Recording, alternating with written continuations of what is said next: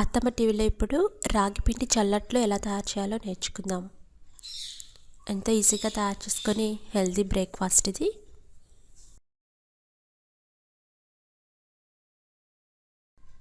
రాగి పిండితో చేసుకునే బ్రేక్ఫాస్ట్ వంటికి చాలా మంచిది.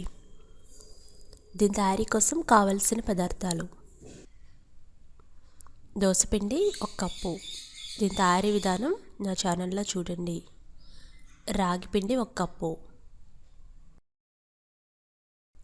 పుల్లటి పెరుగు 1 కప్పు, ఉప్పు తగినంత, ఉల్లిపాయ 1, పచ్చిమిర్చి 1, జీలకర్ర 1/2 టీ స్పూన్. ఉల్లిపాయ పచ్చిమిర్చి చిన్న చిన్న ముక్కలుగా కట్ చేసి పెట్టుకోవాలి. నూనె అట్లు వేయించుకోవడానికి సరిపడినంత. ఇప్పుడు తయారీ విధానం నేర్చుకుందాం.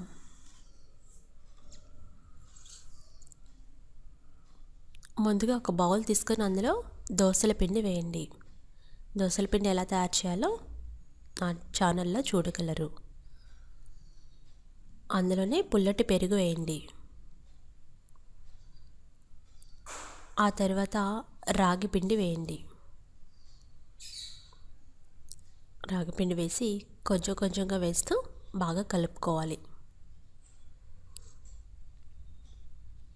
ఈ పెరుగులోనే మొత్తం కలిసిపోవాలి, అలా బాగా కలపండి. తర్వాత అందులో ఉప్పు వేయండి.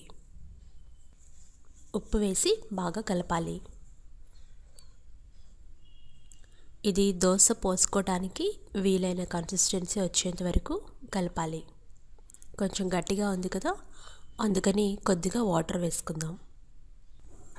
మరీ పలుచగా వేయకుండా కొద్దిగా వాటర్ వేసి దోశ బ్యాటర్ కన్సిస్టెన్సీ కలుపుకుందాం. ఈ మూవీ క్లిప్లో చూపించినట్లుగా.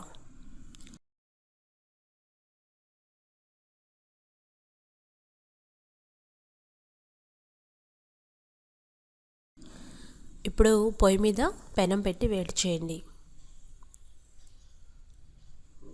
వేడైన తర్వాత చల్లట్లు పోసుకుందాం. ఒక గరిటెతో 2 సార్లు అట్ట మీద వేయండి. ఊతప్పం మాదిరిగా జస్ట్ కొద్దిగా స్ప్రెడ్ చేసి సరిపోతుంది.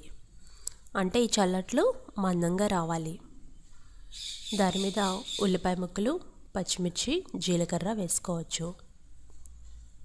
నూనె కొద్దిగా వేయండి.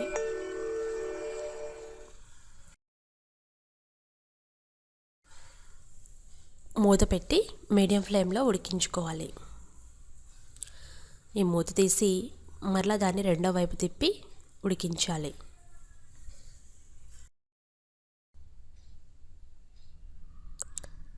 దాని మీద కూడా కొద్దిగా నూనె వేసుకోండి. మీడియం ఫ్లేమ్లో పెట్టి మూత పెట్టి ఉడికించుకోవాలి. ఆ తర్వాత బాగా కాలిన తర్వాత సర్వ్ చేసుకోవడమే.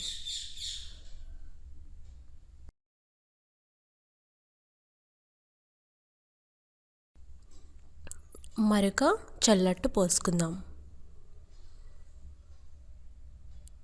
ఈ విధంగా 2 స్పూన్ల పిండిని వేయండి. ఎక్కువ స్ప్రెడ్ చేయకుండా ఊతప్పం మాదిరిగా స్ప్రెడ్ చేసి దాని మీద ఉల్లిపాయలు, పచ్చిమిర్చి, జీలకర్ర వేసుకోవచ్చు. ఈ చల్లట్ల మీద హోల్స్ ఫామ్ అవుతాయి. దీన్ని మీడియం ఫ్లేమ్లో పెట్టి ఉడికించుకోవాలి. కొద్దిగా నూనె స్ప్రెడ్ చేయండి. దీని మీద మూత పెట్టి ఉడికించుకుంటే ఎక్కువ హోల్స్ ఫామ్ అవుతాయి. ఆ స్టీమ్కి అట్టు బాగా ఉడుకుతుంది, అందుకని మూత పెట్టి ఉడికించుకోవాలి. రెండో వైపు కూడా తిప్పి బాగా కాలిన తర్వాత వేడి వేడి చల్లటని సర్వ్ చేసుకోవచ్చు.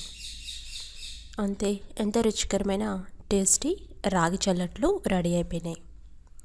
అప్పుడప్పుడు దోసల పిండితో ఈ విధంగా రాగి పిండి కలిపి రాగి చల్లట్లు పోసుకోండి. రాగి చల్లట్లు హెల్త్కి ఎంతో మంచిది.